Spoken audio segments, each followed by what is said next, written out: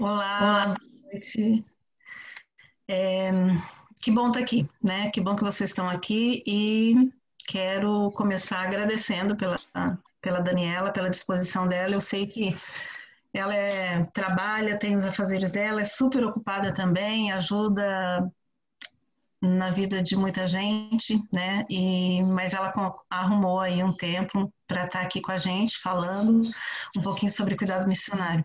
Obrigada, Dani. É uma honra ter você aqui, poder estar ouvindo aqui nessa reunião, estar ouvindo um pouco daquilo que tu tem para falar para a gente e ensinar. Que eu sei que é bastante coisa, não é pouco. A Daniela, eu conheci a Dani, vou dar um panorama rápido aqui, porque não dá para falar tudo que ela faz, porque é muita coisa. Mas o que eu lembrar, eu vou falar, e depois o que eu não citar, você continua, tá, Dani? Eu tá conheci a bem. Dani há 5 anos atrás, do Gemil, faz 5 anos o primeiro, né? Acho que foi, não, eu não consigo lembrar agora, acho que foi. A Dani, ela foi mentora de um curso que se chama Gemil, que é gerenciamento de um curso que capacita as igrejas a formarem departamentos missionários nas suas igrejas. Então, esse curso ele foi formado a primeira turma, eu participei da primeira turma, foi em Brasília, na Missão Amém, lá em Brasília. E quem me falou da Dani, eu não conhecia ela, não conhecia a Missão Amém. Quem me falou da Dani foi uma outra missionária que a gente tem em comum, que é a Alana, lá de Foz do Iguaçu. Eu conheci a Alana quando eu estava lá em Foz do Iguaçu fazendo o curso da MEAB, né, aquela preparação para evangelismo de muçulmanos. Então, nós moramos lá em Foz do Iguaçu por 2 anos. E nesse tempo eu conheci a Lana, que me falou desse curso, e eu fui fazer esse curso. Na verdade, era para ela ir fazer, e ela não conseguiu, por razões de trabalho, enfim, e eu fui no lugar dela. E foi uma benção o curso, assim, para mim foi um divisor de águas na minha vida. E porque o período em que eu estava em formação missionária no Paraguai, eu já tinha falado comigo do cuidado missionário, né? Então eu já sabia, já tinha uma noção do que eu queria, e esse curso do Gemil veio acrescentar muito, porque ele foi ministrado por professores, mestres, mas todo mundo na área envolvido com missões, né? Então, para mim foi uma imersão assim e um conhecimento que não tem como eu esquecer jamais. E a Daniela foi a mentora desse curso, ela morou lá na base por um tempo, né, até implantar esse curso lá na Missão Amém. E desde então eu comecei a acompanhar o ministério da Daniela e do Saulo. Ele estava em preparação para ir para a Tailândia, né? Ela estava grávida na época que eu conheci ela da segunda filhinha. E depois que ela ganhou a segunda filha, eles foram para a Tailândia, ficaram um tempo lá na Tailândia, agora estão de volta há um ano no Brasil. E desde que a Daniela chegou, né, eu continuo acompanhando o ministério deles, ela continua me enviando as cartas. E quando começou o lockdown, que eu comecei a pensar na Casa de Gaia, eu pensei, nossa, eu preciso colocar isso no papel, eu preciso de uma ajuda, porque eu fazia muito tempo que eu tinha terminado o seminário, eu tinha colocado o projeto, escrito o projeto, mas acabou que eu perdi nessas mudanças, eu perdi o computador, perdi o projeto, e aí eu estava assim, muito ok, muito perdido no que fazer. E aí eu estava orando e o Espírito Santo me revelou a Daniela, assim, Daniela, Dani Xavier. Eu, meu Deus, mas eu tô querendo falar do projeto e eu tô pensando na Dani Xavier. Da bola. Ela é muito besta, ela não vai me dar bola. E aí, um dia eu me enchi de coragem, mandei um WhatsApp para Dani, ou um e-mail, não me lembro, e prontamente ela me respondeu. E desde aí, então, a gente vem trocando aí figurinha, né, Dani? Até chegar aqui. Mas, enfim, agora eu passo a palavra para ela. Ela vai falar sobre o cuidado integral de missionário e vai dar uma explanada aí no ministério dela, contar um pouquinho o que ela faz. E, enfim, a palavra é tua, fique à vontade. Obrigado. Obrigado pelo convite, obrigado pela oportunidade. Que paz e bênçãos sejam sobre vocês todas. É um prazer estar falando com vocês. O curso foi na missão Além, Além. Além, em Brasília. Além. Bom, a gente trabalha com missões desde, assim, efetivamente desde 96. Eu era uma garota ainda, e depois, a partir de 2002, eu fiquei full time mesmo no ministério, saí da casa dos meus pais, da minha mãe, né, tal. E desde então não estou full time no ministério. Casei em 2006 com o Saulo. Não precisa não. E ele perguntou se é para traduzir para a língua de sinais, mas aqui eu acho que não é o caso. E aí nós mudamos para o sul do Brasil. Eu trabalhei com comunicação e missões em diversas frentes, até que a gente foi para a Tailândia em 2016. E essa ida para a Tailândia envolveu muito treinamento, porque você trabalha no seu país, dentro da sua cultura. É óbvio que você tem que ter toda uma formação, no meu caso, que é o Ministério Técnico, com ferramentas de alta tecnicidade, né? TI, computação, informática, mídia, marketing e tal. O Ministério é técnico, né? O Ministério do Saulo, sempre ligado à questão de linguística aplicada, né? De tradutologia. Ele é tradutor da Bíblia para a língua brasileira de sinais. Não só para a língua de sinais, ele é especialista na língua brasileira, né? Mas ele é especialista em línguas de sinais, em missiologia surda, né? Em toda a dinâmica dos povos surdos do mundo hoje, que são todos, sem exceção, não alcançados, independente do país onde eles estão. Então, a gente, sabendo disso, mesmo com a formação, digamos assim, acima da média no Brasil, a gente sabia que a hora que a gente fosse para um campo transcultural asiático de majoritariamente budista, que é o caso da Tailândia, né, 90% de budistas, que era começar do zero, né? Tinha que calçar a sandália da humildade e começar do zero. E a gente encarou o desafio, fomos para lá, mas a nossa chegada na Tailândia já teve uma inauguração assim muito pesada, né? A gente já previa o que vinha pela frente. Na noite que a gente chegou na Tailândia, nossa filha caçula, com 9 para 10 meses, teve um acidente. A primeira noite na Tailândia, eu passei na UTI do hospital. Então, foi já um sinal do que estava por vir.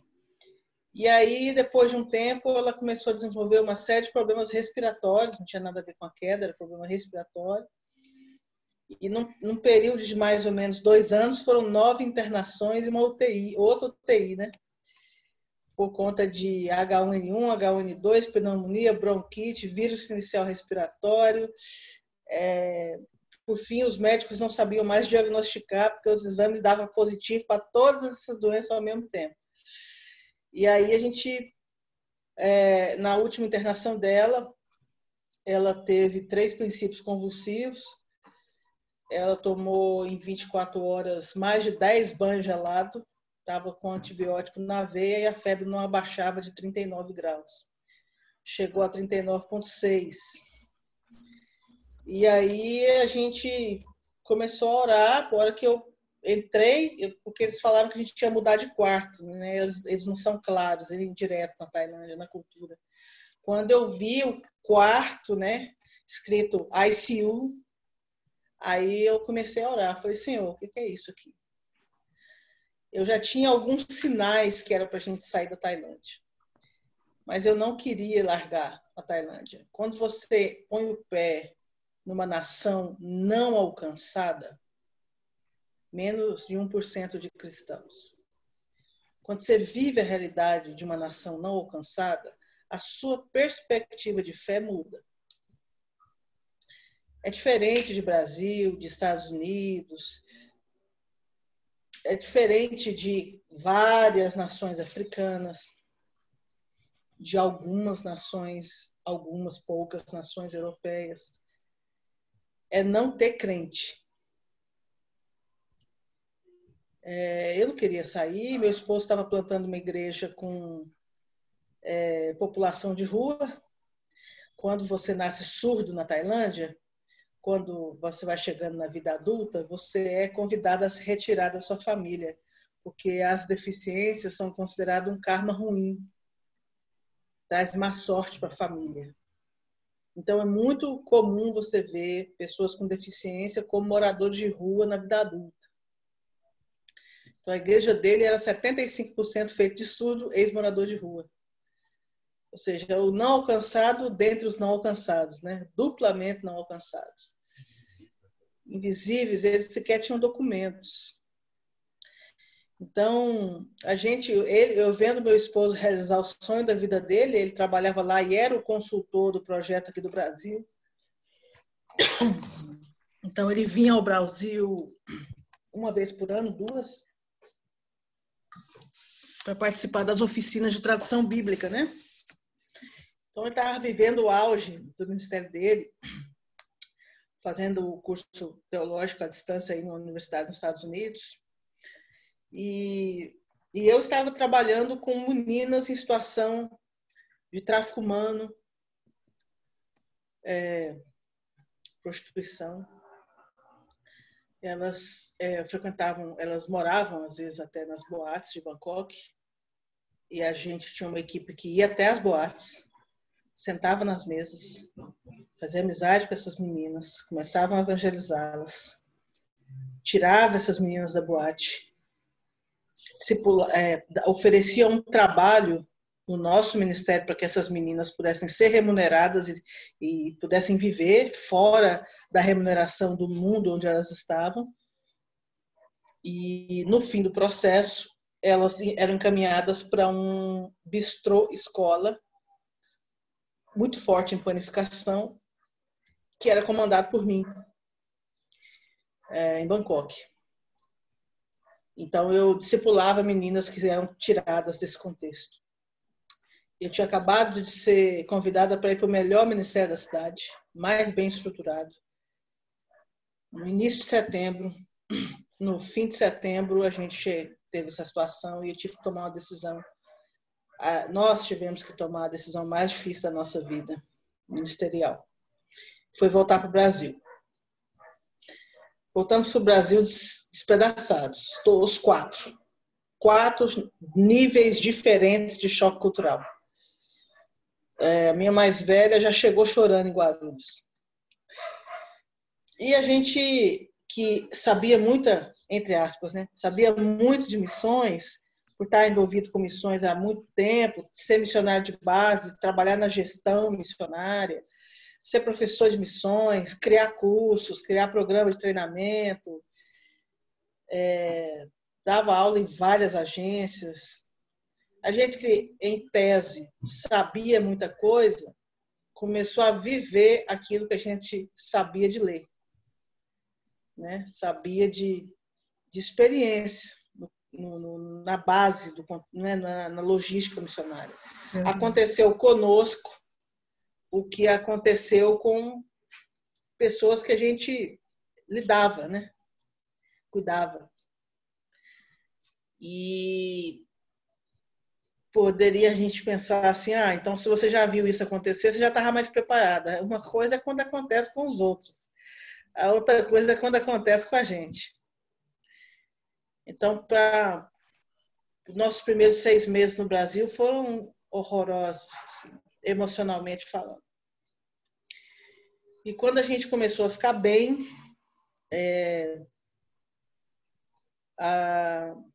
as minhas preocupações com a saúde dos meus pais só aumentavam pela idade. Eu não consegui convencer minha mãe a vir morar comigo. Ela queria ter o espaço dela e tudo. Meu pai estava no 2º casamento e eu e meu irmão não tínhamos assim um contato muito intenso com ele nesse momento da vida, porque ele tinha tido um AVC há uns 3 anos atrás. Então a comunicação dele, a própria capacidade cognitiva, né, não estava 100%. Então a gente ficou muito limitado na comunicação com ele. E aí meu irmão soube que meu pai estava em Goiânia, ele morava no interior, e estava no hospital internado em estado grave. Ele correu no hospital para saber mais informações. E aí ele descobriu que meu pai estava com câncer, já em estado terminal. Ele descobriu isso num domingo, segunda-feira foi no hospital. Eu pedi para ele me dar um relatório sobre como é que estava a situação. Ele falou, venha para Goiânia, porque o papai está no estado muito grave. Eu saí correndo para arrumar um dinheiro, um jeito de ir para Goiânia. Fui para Goiânia, cheguei de noite na quarta-feira, na quinta-feira. Sexta-feira à tarde eu fui visitá-lo.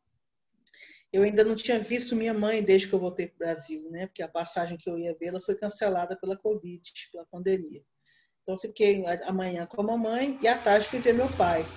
Vi meu pai, ele já estava inconsciente. Chorei muito quando entrei no quarto e vi o estado dele. Estava um estado assim, terrível, terrível. Foi chocante ver meu pai daquele jeito. Eu tinha visto ele há um ano atrás, quando eu vim ao Brasil visitar, né, férias, e eu estava com ele, eu conversei com ele, ele me reconheceu. Levei as netas com o Saulo, ficamos num hotelzinho na cidade lá, fiquei 2 dias lá com ele.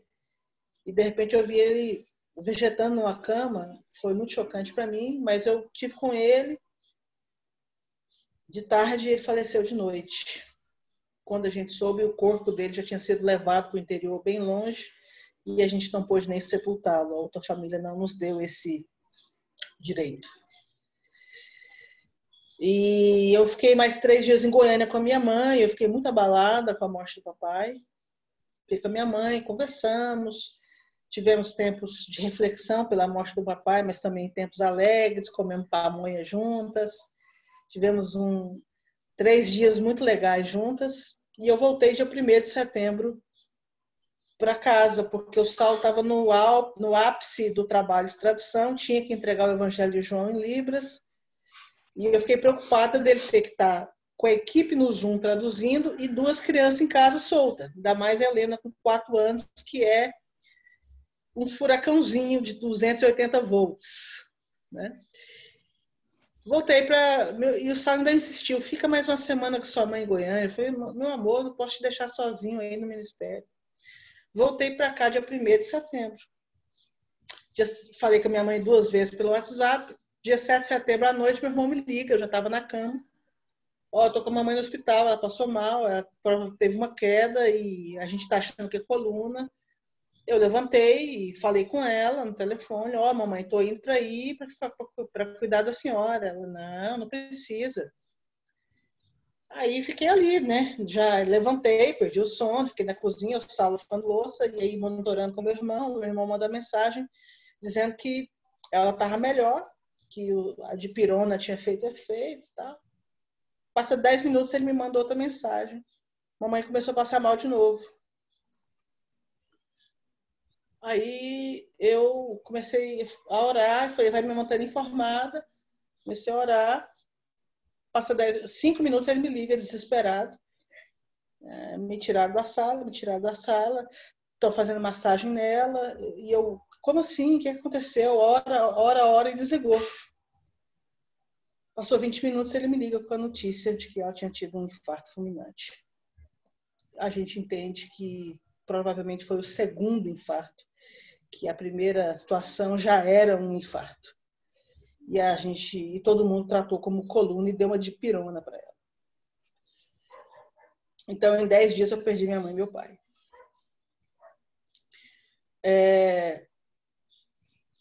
A vida, para mim, que fui criada pela minha mãe foi pai e mãe, a morte do meu pai me deixou muito triste, mas a morte da minha mãe, ela me destruiu.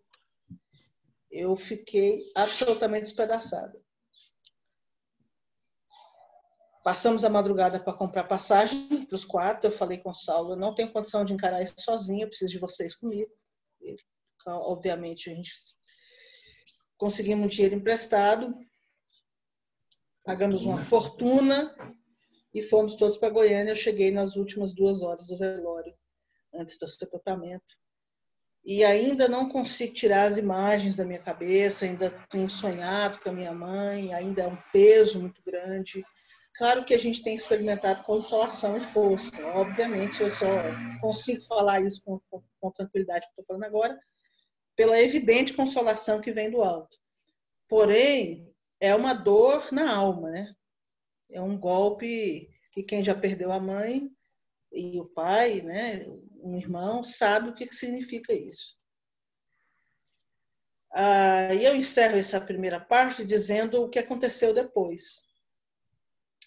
a gente estava indo para o cartório, eu e meu irmão, assim, um pouquinho antes da gente sair para ir para o cartório, fazer o atestado de óbito da minha mãe, ele mostrou para mim uma semente. E ele falou assim, você sabe o que é isso aqui? Eu olhei, parecia uma mamona, sabe as mamonas, né? Não sei se vocês se lembram, quem está fora do Brasil há muito tempo. Parecia uma mamona seca. Aí eu olhei assim, não, o que é isso aqui? Ele falou, semente de carvalho. Meu irmão mora num condomínio que é novo, é Goianira, ao lado de Goiânia, 30 quilômetros de Goiânia. Então, muito mato, siriema, tucano, né? Pouca casa ainda lá. Era uma fazenda. Então, ele gosta dessas coisas meio rurais. A gente, goiano, todo mundo, acho que todo goiano gosta, né? Ele veio mostrar a sementinha, semente de carvalho. Eu fiquei muito impressionada, porque é uma semente frágil, parece literalmente uma mamona seca. Muito frágil. Na ida para o cartório, estava só eu e ele no carro. Aí eu falei assim, maninha, eu estou impressionada com a semente do carvalho. Porque o carvalho é uma árvore na Bíblia que tem uma simbologia muito forte. Aí ele é. Como assim?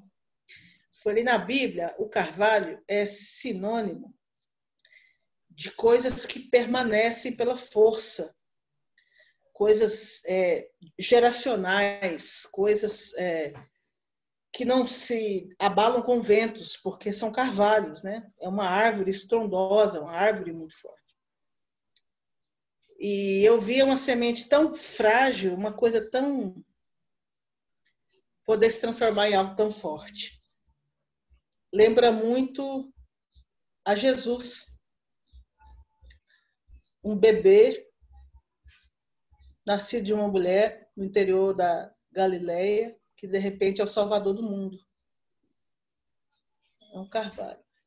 E também um pouco a gente, né? No sentido de que nós somos tão frágeis e Deus pode fazer coisas tão extraordinárias. E aí eu, conversando com ele sobre isso, peguei e falei assim, olha só isso aqui. Abri, eu estava no banco da frente, ele dirigindo, abri o Isaías 61. E comecei a ler, o Espírito do Senhor, Deus está sobre mim, porque o Senhor me ungiu a pregar boas novas aos quebrantados, né? Enviou-me a curar os enfermos, né? O texto aqui. E tudo mais, e lendo. E é interessante porque no verso 4, quer dizer, aí o verso 3 vai falar sobre os carvalhos de justiça, né? Deixa eu pegar aqui para a gente ler. Apregoar o ano aceitável do Senhor, o dia da vingança do nosso Deus, verso 2, a consolar todos os que choram. Eu não estava lembrando disso quando eu estava lembrando do carvalho. A consolar todos os que choram e a pôr sobre os que choram em Sião uma coroa em vez de cinza, óleo de alegria em vez de pranto, manto de louvor em vez de espírito angustiado. E eles serão chamados carvalhos de justiça, plantados pelo Senhor para a sua glória. Reconstruirão as antigas ruínas, restaurarão os lugares anteriormente destruídos e renovarão as cidades arruinadas, destruídas de geração em geração. Ao ler esse texto, eu comecei a chorar no carro. E Deus me deu uma palavra tão clara, tão direta e praticamente audível, que abalou as minhas estruturas naquele momento. À medida que eu li aquele texto, eu comecei a chorar lendo aquele texto, por toda a situação. Foi uma manhã que eu já acordei chorando, literalmente. Ele falou ao meu coração de forma direta: eu tenho unção para cuidar de você. A unção de Cristo é capaz, é hábil para consolar quem chora, para restaurar, para converter, para gerar alegria e riso, ao invés de pranto. E eu fui profundamente impactada com essa palavra e fui sustentada por essa palavra. Muita gente acha que esse texto é um texto que fala sobre missionários. Esse texto não tem nada a ver com missionários. Esse texto é um texto messiânico. É uma profecia acerca de Jesus. Então, o sujeito aí, a primeira pessoa aí, é o Cristo, revelado ao profeta, né? O Espírito do Senhor Deus está sobre mim, né? Porque o Senhor me ungiu. Ungiu a quem? O missionário? Não, ungiu a Cristo. O texto é sobre Jesus, não é sobre nós. Então, é o Cristo dizendo que a unção dele é capaz de restaurar a alegria daquele que está o mais triste possível, daquele que chora, daquele que está em pranto, daquele que está angustiado, daquele que está em prisões. E a palavra foi muito direta. Minha unção me capacita a cuidar de você. E eu estou contando um pouco da minha experiência para a gente refletir sobre quem é o missionário. O missionário, ele é um ser humano absolutamente normal, absolutamente comum. A cultura de heroificar o missionário é maligna, porque ela cria um espantalho, uma coisa irreal. Nós somos absolutamente suscetíveis ao sofrimento e nós estamos ao alcance da enfermidade. Ela pode nos alcançar e ela nos alcançará. Todos nós um dia teremos um encontro com a enfermidade. E esse encontro com a enfermidade pode certamente nos conduzir ao encontro com a morte. Porque ela também está acessível. O melhor é o contrário, né? Nós estamos acessíveis à morte. É impossível você imaginar que você não está acessível à morte. Ela vai te encontrar. Assim como encontrou várias pessoas que nós amamos. Mesmo que a gente orasse e clamasse, tentasse fazer um cabo de guerra com Deus, a morte nos encontrará. Então, se a gente tem que odiar alguma coisa, a gente tem que odiar a morte. Porque ela arranca da gente as pessoas que nós amamos. Ela é o nosso inimigo. Mas é um inimigo que está com seus dias contados, porque a morte morrerá. A palavra de Deus diz que a morte será vencida. Ainda não foi. E a vitória dela está com os dias contados. Na vida do crente, ela já foi derrotada. Porque aquele que crê nele, ainda que esteja morto, viverá. Aquele que crê, certamente, quando fechar seus olhos aqui, abrirá na vida eterna e no reino que jamais passará. Como a gente pode cuidar dos missionários, então? Primeira coisa é reconhecendo a humanidade do missionário.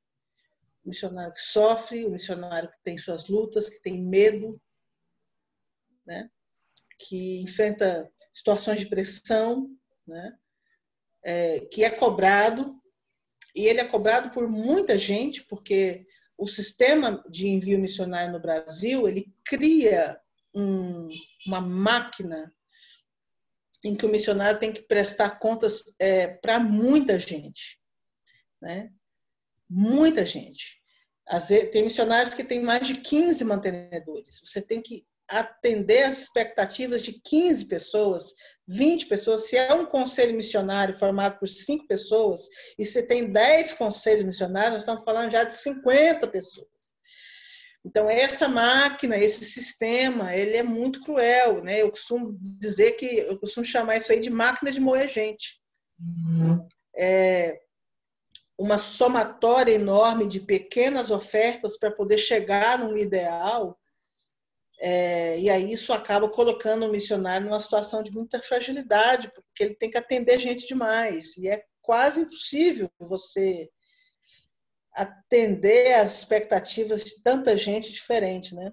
Dizem que, tem uma frase, né? Eu não me lembro o autor, diz que o autor falou assim: eu não sei o segredo do sucesso, mas o segredo do fracasso é agradar todo mundo. Então, tentar agradar todo mundo. Então, eu diria para vocês, a partir do meu testemunho, que uma das coisas que a gente mais enfrentou é a solidão, o senso de estar sozinho. Você escreve e as pessoas não retornam. A pressão de ter que atender a muitas expectativas ao mesmo tempo. Então, solidão, a pressão e a angústia. A angústia de lidar com um perdido num nível diferenciado. Eu vou dar para vocês um pouco da angústia. Aqui no Brasil, tem o Cristo Redentor, e a gente tem uma história muito engraçada que a gente ouviu, triste, né? Ao mesmo tempo engraçada, que um garoto surdo, criado na igreja, criado na Assembleia de Deus, desde criancinha, chegou para o irmão ouvinte e falou assim: quando Jesus voltar, ele vai ser que nem aquela estátua do Cristo Redentor na televisão? Menino criado na igreja. Olha a pergunta: quando Jesus voltar, ele vai ser que nem aquela estátua ali da televisão?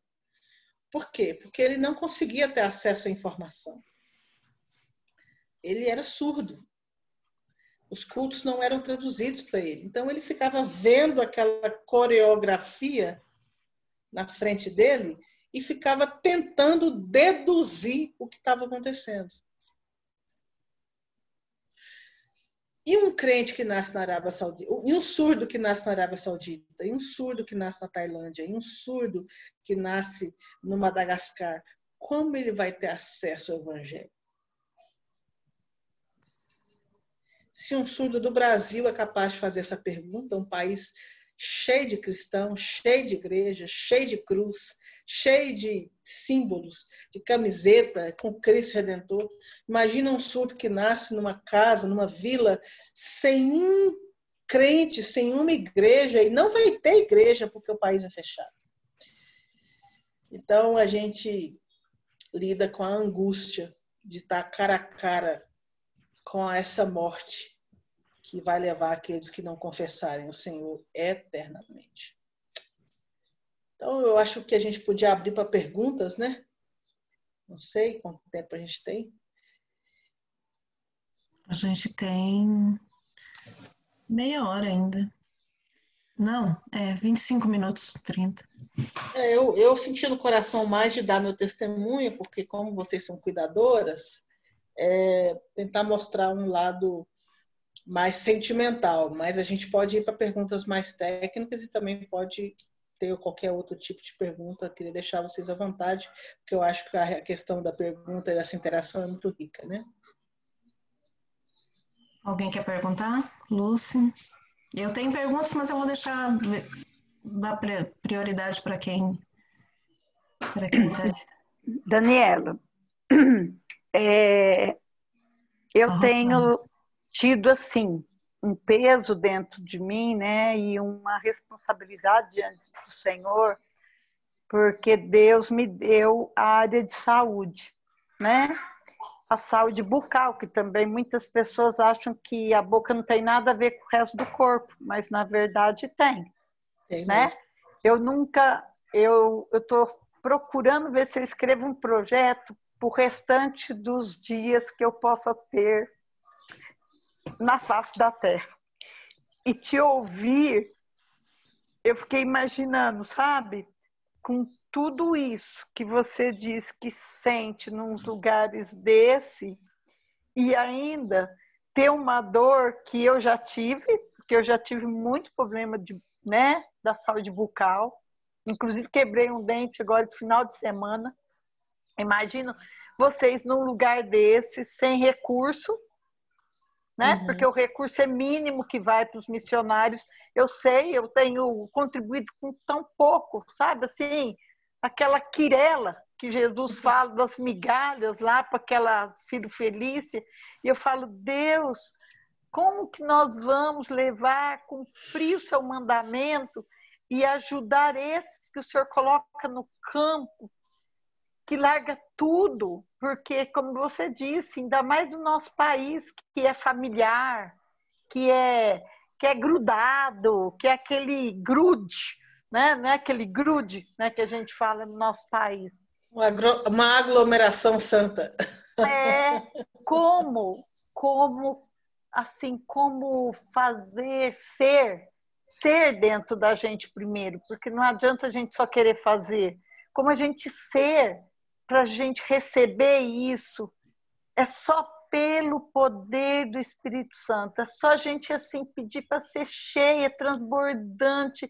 Então eu tenho clamado assim, Deus, como que é conseguir ser cheia, transbordante nesse quesito? Porque parece que tudo que eu vivi da minha vida cristã até esse momento não está sustentando isso pela qual ele está me chamando. Entendo. E aí você retratou um pouco disso. Agora imagina, você passou uma situação lá de saúde com a sua filha. Então não é só uma questão de você estar lá fora buscando a angústia de Deus, como trabalhar com cada um, como levar igual as meninas que você estava lá, está todo mundo assim, entre aspas, com uma saúde equilibrada, porque na verdade não está com saúde, né? Emocional, psicológica, aí vem a parte física. Como, sabe, como Deus levantar a igreja dele, né? Essa noiva que ele diz que é para vir sem ruga, sem mácula, a presença dele. Então, eu queria, assim, com toda essa bagagem, né? Como nós estamos falando de um início de um projeto, né? Da Casa de Gaio, né? Que eu ainda nem sei todos os objetivos, eu não peguei, mas Deus me deu um sonho há muitos anos de comprar um consultório portátil. E para honra e glória do Senhor, depois de 20 anos, ele está chegando, né? Do estado do Rio de Janeiro. E eu estou me preparando para ir lá para a Jordânia em junho, ser um apoio junto com outras meninas, né, cirurgiã dentista, com o pastor Beethoven e a pastora Gláucia. Então, eu queria assim, entender, dentro desse projeto, um projeto, como a gente buscar isso, para que a gente possa, em pouco tempo, porque é pouco tempo que a gente vai, para a gente ser o mais eficiente, o mais excelente que a gente possa dar conta. Sendo que não tem experiência, você só está recebendo essa angústia, mas você não tem experiência, você não sabe nada de como que é atuar desse jeito. Seu nome é Rosana? Rosana. Rosana, essas angústias são angústias que me lembram muito o profeta Elias. Você não está sozinha. Muita gente anda angustiada. E é uma angústia do bem, é uma angústia que vem do eterno. Então, a primeira coisa é lembrar que você não está sozinha. Esse Deus, e ele entregou para a igreja. E a igreja, né? Tem muita gente na igreja sensibilizada. Porém, eu acho que particularmente no Brasil, a gente tem um desafio a mais. Eu falo com muita tristeza e pesar no coração. Acho que isso acontece em outros lugares, mas a gente está vendo isso muito claramente no Brasil. A gente tem um projeto de igreja que ele está enfermo. No fim, a noiva vai estar sempre linda, lá no fim. Mas, por enquanto, eu diria para você que a igreja está muito enferma porque ela fez do seu projeto um projeto babilônico. Não ser espalhado, tornar o nome célebre, chegar aos céus com a força das próprias mãos. E esses três elementos da Babel acabam configurando aquela igreja que só quer crescer, que quer ser famosa, que quer, por meio do seu poder, ou suposto poder, exercer uma influência, chegar no céu. E aí tem muita gente que é mal discipulada sob esse mesmo espírito babilônico, mas tem muita gente como você que sofre as dores. Então, você não está sozinha, tem muita gente sentindo as dores. Segunda coisa que eu te diria é o seguinte: tem outros dentistas de Cristo servindo ao Senhor, na Amazônia, em nações não alcançadas, no Oriente Médio, na África, tem outros dentistas. Talvez seja o caso de você tentar se conectar com eles e trocar experiências. Quem sabe aí fazer uma rede de experiências. A gente pode depois ver com a Genesi alguma coisa nesse sentido para tentar te conectar com pessoas chaves nesse sentido. Eu sei que existe o Médicos de Cristo, mas talvez eles tenham alguma coisa similar com odontologia. Então, você não está sozinha, conecte-se com quem tem o mesmo coração. Entenda que essa angústia é uma graça. Você conhece a expressão meio de graça?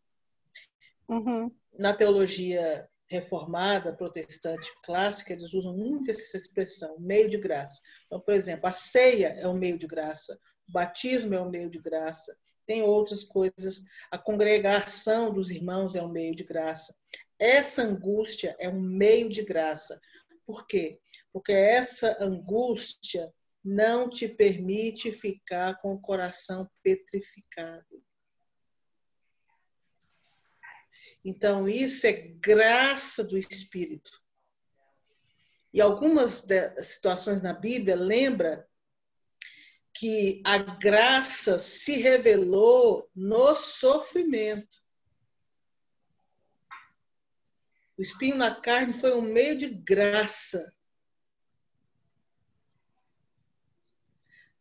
A oração, o jejum, o choro dos profetas era um meio de graça, porque enquanto você chora, outros nem sentem mais.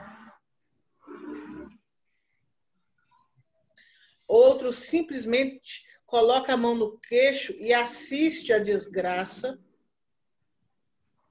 totalmente indolor. Então, use suas lágrimas para glorificar o Senhor, que elas sejam um impulsionador de ações que o glorificam. Amém? Amém. Glória a Deus. Mais alguém? Por favor, ali da Babilônia. Obrigada. 3 da Babilônia, que é a igreja babilônica, ela quer aparecer, quer chegar no alto, eram três características. A sua força, tornar seu nome célebre. E não ser espalhado. Essa questão do não ser espalhado, ela é uma questão teológica. Deixa eu explicar isso melhor, para vocês entenderem quanto isso é sério. Sim. Quando a gente tem Gênesis 1 a 26, a 29, a gente tem o texto que é conhecido como mandato cultural. Deus está dando para o ser humano ali, para o casal, a missão de ser mordomo, gerente da terra, da criação, do espaço e dos seres viventes. Adão dá nome para os seres viventes. Então, aquela ideia de que ele seria o mordomo. Mas essa mordomia, ela tinha uma dinâmica. Qual que era a dinâmica? Multiplicai-vos e encher a terra. Isso não é simplesmente fazer filho. Isso é encher a terra, se espalhar. Por quê? Porque como o homem recebeu a missão de glorificar a Deus, ao espalhar-se pela terra, ele espalha a glória de Deus. Como um servo do Senhor. Ele glorifica a Deus em todos os lugares, ele traz a glória de Deus, ele revela a glória de Deus. Quando você tem o dilúvio, o mesmo pacto, a mesma aliança é renovada em Noé. Eles saem da arca e o que Noé ouve? Multipliquem-se e encham a terra. espalhem-se. Quando a gente tem mais à frente a Babel, o que o pessoal diz no texto? Vamos edificar uma torre que chega até o céu, para a gente não se espalhar. Só um pouquinho. E o nosso nome ser célebre. Tá? Só um pouquinho. Entende o que é o espalhar e o não espalhar? Se eles não se espalhassem, não era só uma questão de reter a glória de Deus, era de tornar a imagem de Deus como a imagem de um Deus tribal, de um Deus deles. Você imagina o seguinte, vamos fazer isso nos dias de hoje. Um Deus que não sai de dentro da igreja evangélica, porque é um Deus tribal, é um Deus da igreja. Ele pertence à igreja. Ele é um pet. Então, quando a gente não espalha o nome do Senhor por toda a terra, nós estamos dizendo que esse Deus é só nosso. Isso é um pecado e uma blasfêmia e uma desobediência sem nome. Uau! Uau! Não tem nome para isso. Uau! De Gênesis a Apocalipse. Sim. Todos os povos, todas as nações, todas as línguas, todas as famílias da terra, todas as gentes, Aleluia. todas as línguas. Uau, uau, nossa. Ele não é um deusinho tribal. Olha, Gê, agora nós estamos entendendo porque o Senhor nos despertou para falar de nações e línguas, porque que ele me disse assim, ó, quando chamou, né? Monta um grupo de WhatsApp. Só isso, Senhor, tão fácil? 20 pessoas, faz 3 anos e meio, 4 anos. O grupo se espalhou. Porque eu disse assim, ó, a minha igreja está em si mesma. A minha igreja está umbigocêntrica. Ele está falando da igreja brasileira, porque eu sou brasileira. Agora também tenho cidadania aqui, mas ele estava falando assim a minha igreja deixou de alcançar os povos, porque ela só pensa nela.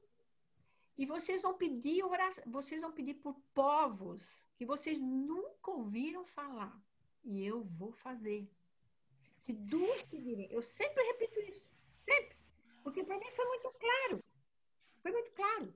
E eu obedeci, porque obedecer é melhor que sacrificar. E ele deu o Salmo 2, pede essas nações. E olha, nós abrimos, e querida missionária Daniela, o Senhor está fazendo uma obra assim, ó, como você acabou de falar, espalhando em toda a terra. Eu vejo uma rede, uma conexão virtual em toda a terra. E a gente vê, semana passada foi Filipinas. E aí nós vamos pontuando, daí eu estudo cada nação.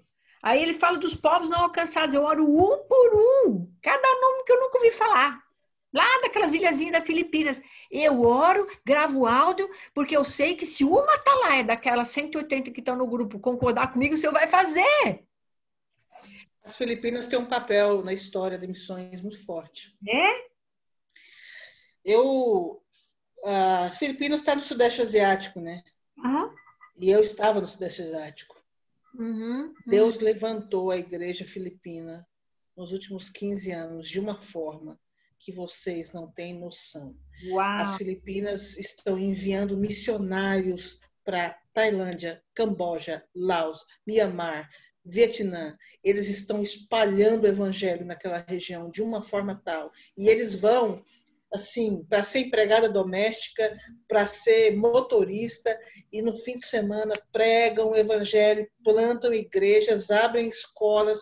É uma coisa extraordinária o que Deus está fazendo por meio dos filipinos. Detalhe, são humildes. Você tem lá comunidades de coreanos, comunidades de americanos, servindo como missionários na Tailândia, né? Tem até uma comunidade brasileira relativamente significativa, mas os filipinos, eles entram nos bueiros, eles entram onde ninguém entra. Uau! Entendeu? Então, assim, eu sou fã. Nós temos amigos de alma filipinos ainda na Tailândia. A Helena estudou numa escola filipina no último ano nosso lá, porque ela apanhava na escola Thai. E a gente pôs ela na escola filipina. Uau. A minha pequenininha. Uhum. Assim, príncipes e princesas do Senhor. Amados, amados. Depois a gente pode falar mais. A Semana Filipinas, assim, ó, quebrou a gente, quebrou. Eu depois quero passar o contato, nosso irmão lá, né, gente? Pode contar. Sim. E eu tive esse entendimento quando eu orei nessa semana, porque ela é o país, naquela região toda, é o país cristão. Então, muita perseguição, né? Eles têm perseguição, eles passam estreito, mas são muitos cristãos. E aí nós igreja forte. Também, que ela está evangelizando. E ela está entrando em povos não alcançados. Tá. Navios. Eles entram assim, né? Nos navios eles trabalham. Aqui eu fiz um cruzeiro aqui em Miami, nas Bahamas, em 3 dias. Todos os que estavam trabalhando lá, filipinos. Garçom, tudo, filipinos. Aí eu perguntei, conversei com eles, quanto foi que você vai para Filipinas? Ah, demora. Olha eu acho que é porque, assim, é aquela história, ninguém dá muita bola para esse lado do planeta. Então, a gente está acostumado a ver a história de acordo com a Europa e Estados Unidos, né? A nossa lente de enxergar a realidade é essa. Na minha avaliação, os filipinos são quase os novos moráveis. Uau! Uau! Glória a Deus! Meu, tá entendendo? Deus mostra, Gê. A gente é um lugar para investir. É um lugar para investir. Olha, Gê. Ó, toca aqui, toca aqui, toca aqui. Que é isso? Sabe por que eu tô falando? Cadê a Fabiana? Fabiana saiu? Que o senhor está latejando a gente para o nosso primeiro missionário ali, que nós vamos cuidar principalmente. O Grupo Atalaia Nações, nós não pedimos ofertas, porque é nações. Mas aí a gente conecta com a nação. Aliás, eu deixo o convite para você ajudar na Semana da Tailândia, que vai ser... prazer. Tá? Vai ser dia 7, já deixa agendado aí, por favor. Dia 7 a 11 de... Mas eu passo, tá? 7 a 11 de dezembro. Vai ser com a missionária Sheila, que está lá na Tailândia, junto com a MCM. É isso. A Sheila, conheço. Já levei para comer um bolinho de milho na minha casa. É mesmo? Ah, então, eu posso passar o... Nós vamos nos conectar para vocês conversarem como vão preparar. Eu gostaria muito que você passasse na Semana da Tailândia, se a Sheila não... Porque a Sheila trabalha com as viúvas. Meninas. Viúvas, né? Então, mas gostaria muito que tivesse um dia que você falasse, porque são devocionais diários, com fotos, você pode fazer um videozinho, colocar, e você vai falar, pontuar para a gente conhecer a Tailândia, amar a Tailândia. A gente pede batismo da angústia pela nação, porque essa angústia que você falou é uma angústia de Deus. Eu gosto muito do pastor David Wilkerson, que já faleceu, que fundou aqui a Times Square Church, e o discurso que me chacoalhou foi anguish, angústia. E ele fala, onde estão os neemias que sentem a angústia de Deus? Então, essa angústia, para ser um missionário, para ser um evangelista, para ganhar vidas, nós temos que ser batizados pelo amor, pela angústia que Deus tem pelos povos. Bom, então eu gostaria que você já preparasse e falasse com a Sheila, para um dia estar falando sobre os surdos, ali como é que é a cultura, como que o trabalho de vocês lá. Porque vocês vão falar da nação e vocês vão mostrar o trabalho lá também, porque vão ser 3, 4 dias sobre a nação, segunda, terça e quarta, e quinta também sobre a nação, e vocês podem falar 2 dias depois do trabalho de vocês na nação. E também sobre tráfico humano, porque nós trabalhamos muito com aborto, também. Você pergunta como é a questão do aborto na nação. Todas as nações a gente pergunta isso. Porque a primeira coisa que atrai a tristeza de Deus e a ira é o sangue derramado inocente. Então, nós perguntamos sempre, fala sobre aborto e fala sobre tráfico humano. Sabemos que nas Filipinas, as crianças órfãs, como tem lá, são super vulneráveis ao tráfico humano e escravidão sexual e abuso. Então, em todo o Sudeste Asiático, irmã. Em todo o Sudeste. todo. Não somente no Sudeste, Nepal, Índia, toda aquela... Tem um círculo ali, que se você pegar o Sudeste Asiático, a Índia, China, Mongólia, esse círculo. Uau. Primeira coisa, nesse círculo, tem mais gente que mora dentro dele do que fora dele, no mundo. Ô, Dani, Segunda coisa é o tráfico. Deixa eu só cortar um pouquinho, vocês. Eu tive lá na casa, na Menina dos Olhos de Deus, no Nepal, em 2016. A gente trabalhou lá 32 dias. Nós atendemos 108 pessoas, das meninas e meninos e líderes. Inclusive, fiz uma cirurgia no tio Lucas, da tia Sheila. Sério? Sim, as meninas que legal. de Deus, é isso. Olha só, olha as conexões de Deus. Então, a Sheila é de Goiás, né? A Sheila é goiana também. Vamos fazer a nossa Semana da Tailândia. Você estava falando aí, então, conclui. Ah, eu não entendi esse círculo aí, o que você falou do círculo. Então, se você pegar o planisfério, faz o seguinte, você faz começa a fazer um círculo ali ao redor da Índia, aí você passa por todo o Sudeste Asiático ali até as Filipinas, lá embaixo, circula, vem ali por Japão, China, Mongólia e vai para Nepal, vai para a Índia de novo. Dentro desse círculo mora mais gente no planeta do que fora dele. Entendi. Então, este é o círculo. O que a gente antes ficava pensando em povo não alcançado, em Janela 1040, coloca esse círculo na sua cabeça. Porque é o seguinte, o que acontece? Lá, a África tem muita demanda do meio norte para cima, né? Do meio sul, o meio sul, a África já é evangelizada. No sentido de que, obviamente, tem muitas populações sem Cristo, do sul, centro-sul da África, mas também tem muito cristão. Então, a gente tem cristão ali que pode alcançar os vizinhos. Mas nesse círculo nós temos 2%, 3% de cristãos. E a maioria dos países são resistentes. Então, você tem uma carência ainda tremenda no norte da África. Você pega ali Marrocos, Algéria, Egito, povo não alcançado, fechado, islâmico, barra pesada. Estive no Marrocos, denso, né? Você tem a Europa que é um desafio tremendo, mas tem cristão. Agora, nessa bola não tem cristão suficiente. Esse é o problema. Quer dizer, tem carência em todo lugar, mas tem lugar que tem carência e não tem cristão. Em número substancial. Entendeu? Então, se você pegar o Sudeste Asiático, as Filipinas é o único país que é significativo em termos cristãos. Por quê? Porque teve colonização espanhola, tem muito católico e tem um número de igrejas evangélicas muito expressivo já. Mas se você pegar Brunei não tem notícia de cristão nacional. Se você pegar Indonésia, o maior país muçulmano do mundo, tem mais muçulmano na Indonésia do que em todo o Oriente Médio. Você pega a Tailândia, 1% de cristão. Você pega Vietnã, menos de 1% de cristão. É barra pesada. É um lugar assim, para você passar anos. Né? Nós voltamos forçados, nós não queríamos voltar. A gente queria ficar no mínimo 10 anos lá, porque a carência é absurda.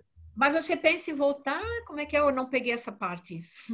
Não tá. Então, o problema de voltar é a poluição, porque nossa filhinha não dá conta da Tailândia. A gente tentou de tudo. Olha, ela tomava 5 medicações de uso contínuo. Ela dormia com um purificador de ar do lado, fazia inalação, fazia lavagem de nariz, era um ritual. Para você ter uma ideia aqui, ó, agora, nesse exato momento, aqui onde eu moro, na zona sul de São Paulo, cidade Dutra, a poluição está 32. Está 102 agora. Uau! Então, a Ana tem 4 anos? A Helena tem 4 anos e a Laura tem 12. A Helena tem 4 anos. Mas quem é que... Helena. É a Helena, né? É a Heleninha de 4 anos. Ela que E a de 12 anos, como é que é o nome? Nós vamos orar. Laura. Ai, que lindo. É a Daniela miniatura. Tá do meu tamanho quase, 12 anos. Que lindo. E olha que eu sou alta, hein? Mas nós vamos orar por você para que Deus prepare, né? Nada acontece por acaso. Você tem uma pergunta, Miriam? Né? Mas vai lá, Genesi, tu queres falar? É porque a Miriam parece que ia fazer uma pergunta. A Miriam quer fazer? Faz então, querida. Não, eu ia fazer, mas claro, tem sido uma benção, Daniela, ouvir o teu testemunho, a tua testemunha, e Isaías 61 para mim é assim um verso que toca de... Que linda ela. Que toca. Essa é a Laura. Essa é a Laura Gigante. Amém. Mas eu queria saber, por exemplo, o missionário, o teu marido, o Saulo, ele como é que começou esse ministério dele? E assim, quantos surdos existem no mundo inteiro? Eu sempre tive um interesse grande de aprender, sempre tocou no meu coração isso, entendeu? Sim. E qual é o projeto de vocês? Mesmo no Brasil, eu acho que ainda existe, né? Muita necessidade. Sim. De atingir aos cristãos surdos, né? São muitas perguntas. Me ajuda, vai. Deixa eu começar, senão eu já não lembro da primeira. O índice de surdos no Brasil. Tá. O índice de surdos no Brasil, o ministério de vocês aí. É tudo ligado aos surdos. No Brasil ou no mundo, né? Ela perguntou no mundo, né? Real. Uhum. Então, vamos lá. O Saulo, ele converteu e na segunda ceia, ou na primeira ou na segunda ceia que ele foi tomar na igreja como crente, batizado, sabe aquele negócio do pastor falar assim, troca o cálice com seu irmão e ora com ele? Ele foi fazer isso e a pessoa do lado era surda, era um rapaz surdo, e ele ficou profundamente desconcertado, porque ele não sabia como orar com o rapaz, ele não sabia como comunicar com o rapaz. E aquele constrangimento dele foi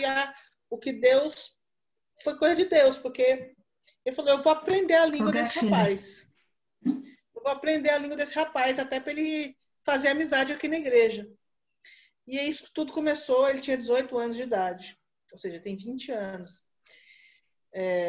E aí ele começou a estudar, ele estava fazendo faculdade, Deus chamou ele para missões quando ele entrou na faculdade, e aí nunca mais parou, já pesquisou na faculdade dele e tal, e aí nunca mais parou. Com relação aos surdos, é o seguinte, a primeira coisa que a gente tem que entender é que existem vários tipos de surdez.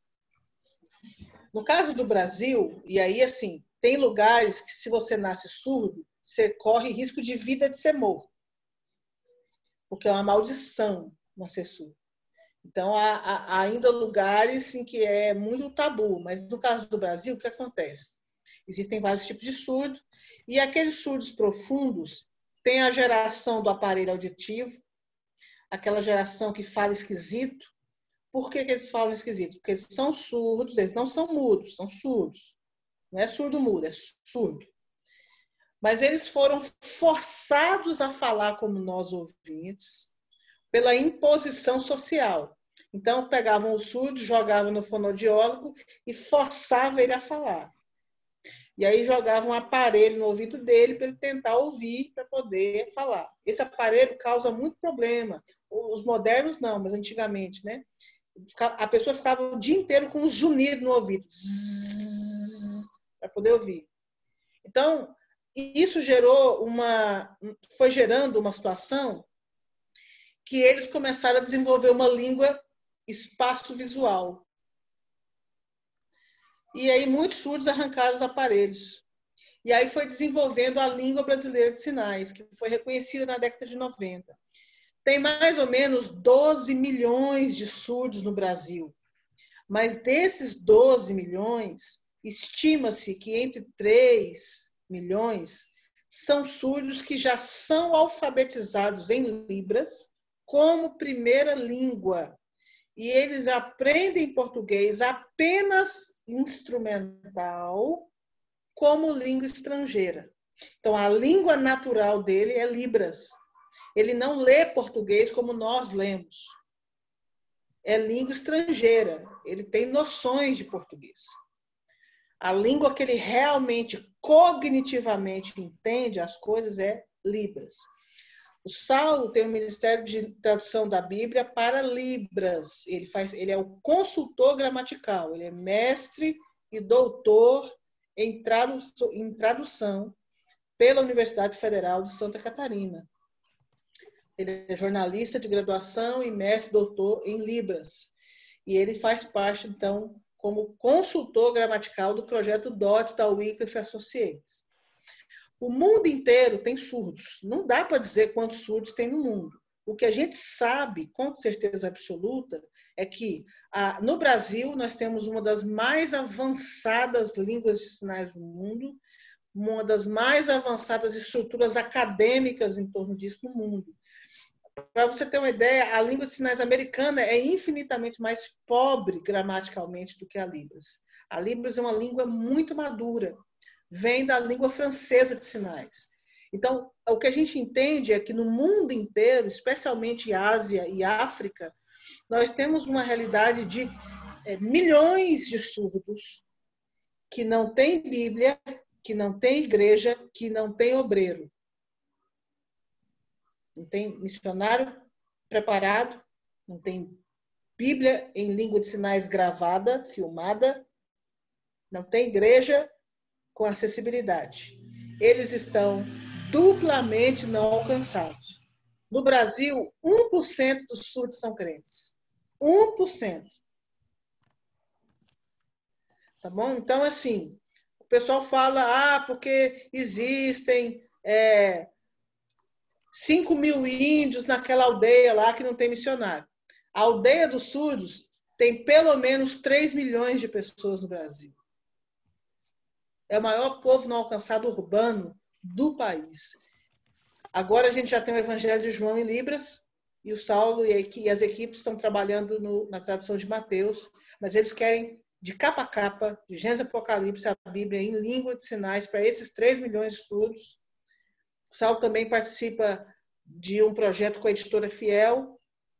Acabaram de lançar o primeiro livro evangélico em Libras do país, Coronavírus, do John Piper. Então, o ministério dele é para alcançar os surdos do Brasil. No meu ministério, é o ministério eu faço uma espécie de SEBRAE para ministérios.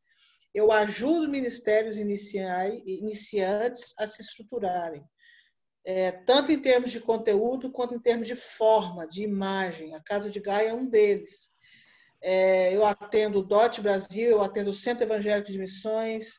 Amanhã eu tenho uma reunião, depois da manhã tem outra reunião, pode ser que entrem mais 2 projetos na nossa equipe. Eu tenho um time que trabalha comigo, que faz design, site, aplicativo, eu ajudo na consultoria de texto mesmo, de escrever projetos, eu dou aula para missionários do Brasil, meninos e meninas que estão começando no ministério, como desenvolver seu ministério, como estruturar um projeto. Então, o nosso ministério chama Sinergia, é baseado em 3 João também, assim como Casa de Gaia. E a ideia é servir os que servem na grande comissão. Nice. Mais alguma pergunta para a gente? Amém. Muito obrigada. Mais alguém tem alguma pergunta? Então, Dani, eu queria, assim, para a gente concluir, né, a questão do cuidado e do envio missionário. Eu já ouvi você falar em algumas oficinas sobre a importância, né, falando de envio e cuidado, a importância de enviar e cuidar com um modo digno de Deus. Eu queria que você desse uma explanadinha nisso, porque eu acho que é muito tocante. Legal. Então, o texto de 3 João é um texto que eu indico que todo mundo possa ler com muita atenção, porque é um manual de missões muito interessante. João fala para Gaio, o seu discípulo naquela igreja, o que está acontecendo na igreja ali em 3 João? Está havendo uma briga dentro da igreja entre 2 sujeitos, Demétrio e Diótrefes. Demétrio é um cara piedoso, amoroso, sério, que conduz as coisas de Deus. E Demétrio é um cara... Ó, Jamile, que legal que você está aí, Jamile. Uma ex-aluna apareceu. E Diótrefes é um cara carnal que trata as coisas na igreja como disputa de poder e de espaço. Então, o que acontece? O João está escrevendo para o Gaio para elogiar o amor do Gaio, como ele trata as pessoas, como ele serve, e para que, ao olhar para essa briga, ele pegue o bom exemplo, o exemplo de Demétrio.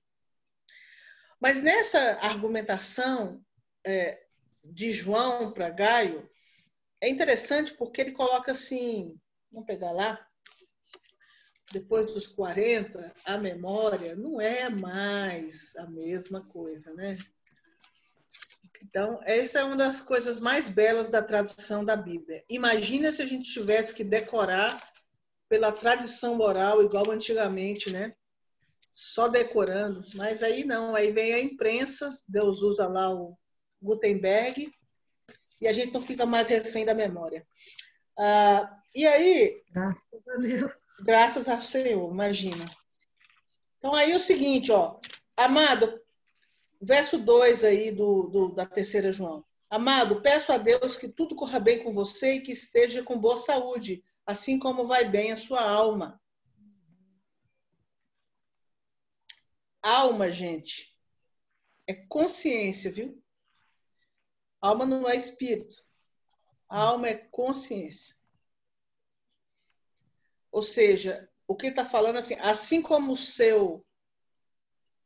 sua índole, seu caráter, as suas convicções, seu coração estão bem, eu desejo que a sua saúde financeira também esteja bem. Uhum.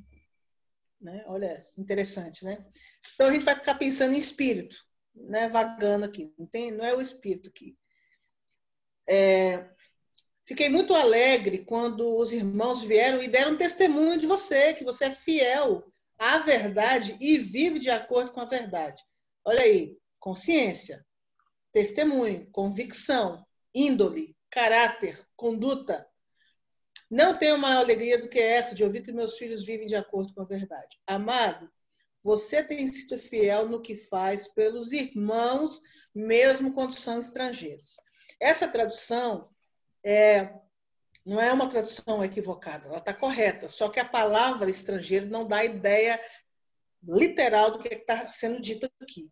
A palavra estrangeiro aqui é a mesma raiz, né? No grego é xenos, ou xenos em português, da onde vem xenofobia. Então a ideia aqui é você trata bem as pessoas que não são do seu meio, da sua cultura, do seu povo, da sua etnia.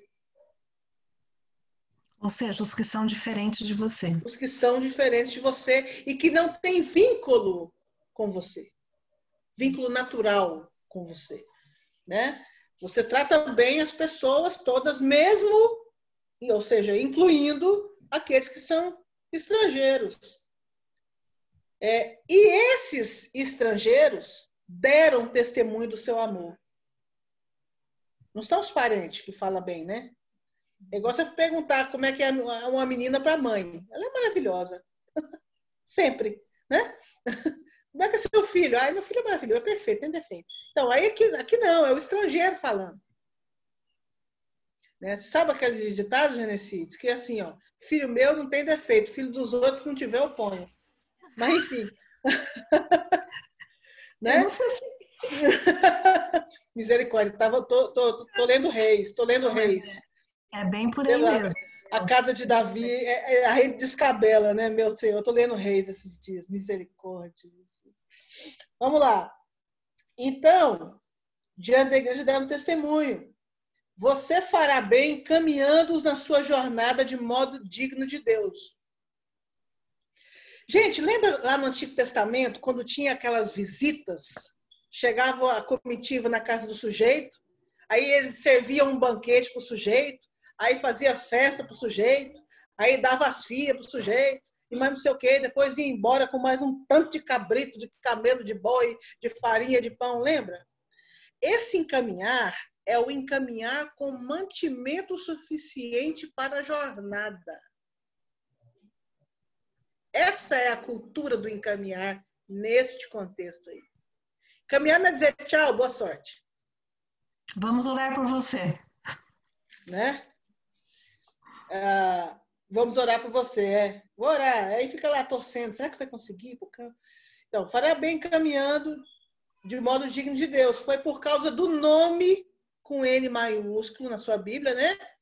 Foi por causa do nome que eles saíram, nada recebendo dos gentios. Encaminhar de modo digno de Deus foi por causa do nome que eles saíram. E a idade não é do ímpio. É dos domésticos da fé. É dos domésticos da fé. Portanto, devemos acolher esses irmãos para que nos tornemos cooperadores da verdade. Cooperar é a palavra sinergia no grego. Não existe uma palavra para isso em português. Colaborar é a palavra mais próxima, né? Então, a ideia do encaminhar de modo digno de Deus é o seguinte: você está enviando um missionário para pregar o evangelho em um determinado lugar. Vamos imaginar uma nação budista, uma nação muçulmana, uma nação hindu. O rapaz, a moça, a família está indo pregar o nome do Senhor. Mas ali, enquanto eles pregam o nome do Senhor, eles estão passando necessidade, cortam o sustento do camarada e nem avisa. Ele fica passando problema de saúde, não tem como tratar direito, porque ele teve a péssima ideia, e é culpa também do missionário. Ele teve a péssima ideia de ir para o campo sem um seguro. Eu acho isso um pesadelo, né? Eu sou radical. Não tem seguro, Deus não está nesse negócio. Você sabe por quê? Porque na hora que o bicho pega, é uma pedição de dinheiro doida, mas é pura irresponsabilidade. É pura irresponsabilidade. Você está na casa dos outros. Você pode fazer isso. Então, o que acontece?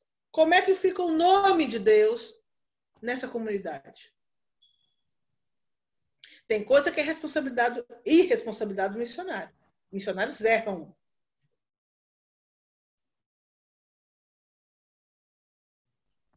Qual é o sustento do sujeito para poder trocar o ar-condicionado da igreja e não avisar, que não é culpa do missionário.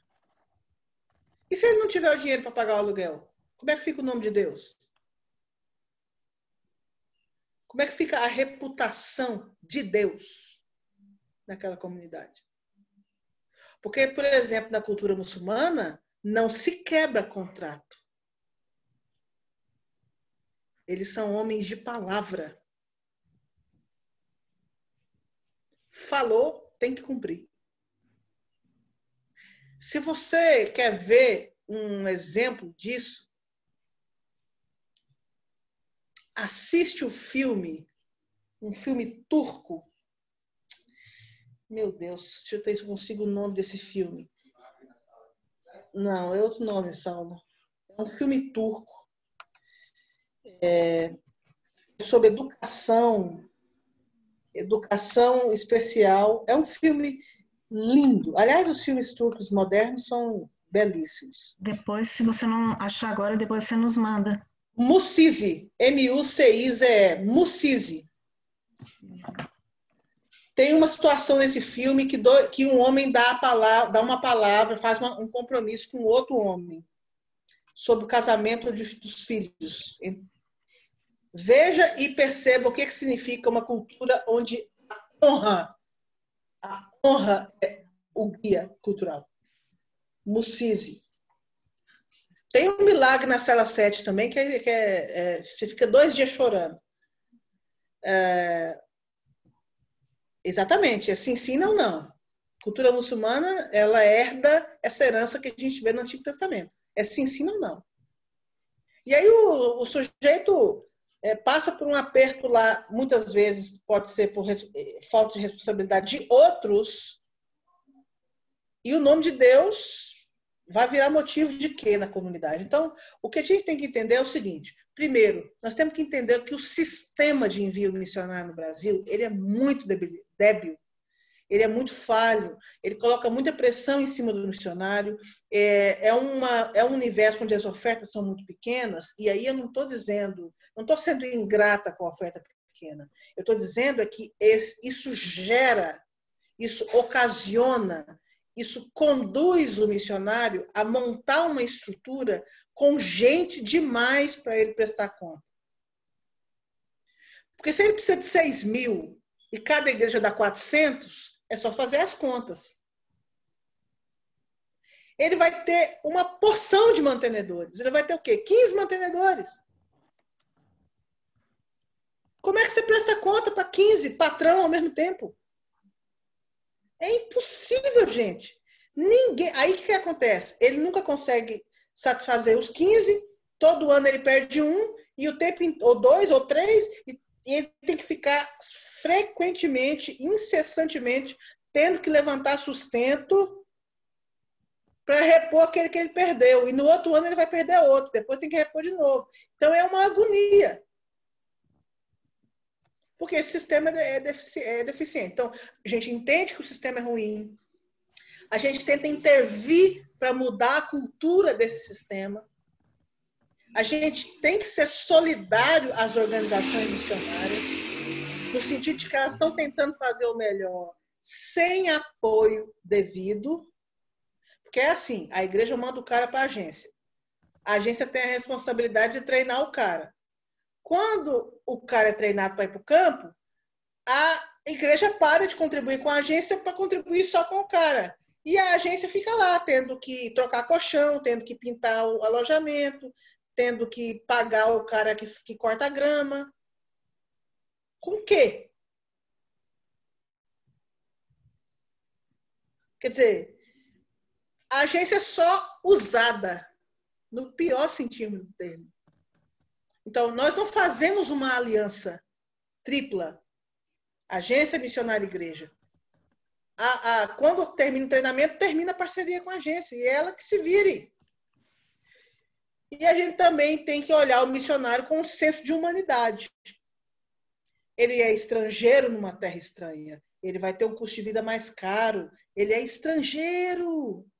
Quem é estrangeiro numa terra estranha sabe, a gente nunca vai ser nacional. A gente nunca vai ser visto como um nativo. Quando a gente abre a boca, a gente já mostra quem a gente é.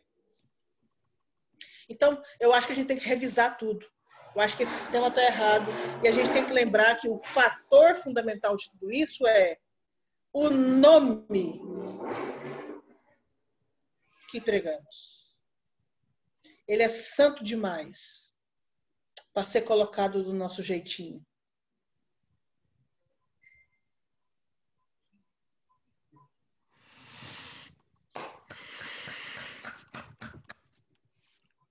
Amém. Alguém quer acrescentar mais alguma coisa? Senão a gente encerra por aqui. Olha, muito bom, viu? Muito bom. Eu podia ficar aqui contigo mais umas 3 horas, mas eu sei que você tem uma agenda muito ocupada. Olha só, a Jamile disse que teve aula com você. Conhece a Jamile? Foi. Conheço demais. Você é uma carioca top de linha. Aqui ela, Jamile. Uhum. A Jamile está assim no hall das melhores. Benção! Olha aí! Jamile, aparece aqui para Jamile, você fechou aqui? Jamile, dá um oi para a gente, querida. Dá um oi. Abre o microfone da aí. Oi, meus irmãos, graças a paz, boa noite. Quando eu vi o anúncio no Facebook, no Instagram, eu falei, nossa, vou correr para assistir. E realmente, essa pressão, ela rola, porque assim, minha irmã até brincou comigo, você faz um treinamento de 5 meses e te chamam de missionário. Eu falei, menina, você não sabe o que é um treinamento, né? E todo esse processo. Mas assim, realmente, no meu caso, fiz treinamento aqui de São Gonçalo, Rio de Janeiro. E eu cheguei dizendo assim, olha, eu quero ir para Filipinas, mas o pessoal, aí até a Dani também estava na aula nesse dia, e a gente entendeu que é preciso um processo de amadurecimento, e aí o meu destino para a previsão de envio é de julho a agosto ano que vem, para o sul do México, para trabalhar com um trabalho que já tem estabelecido, não dá para ser pioneira, e a proposta é ficar lá 2 anos, lá com a missionária Terezinha, aprendendo, servindo. E só contar um pequeno testemunho. No dia da formatura,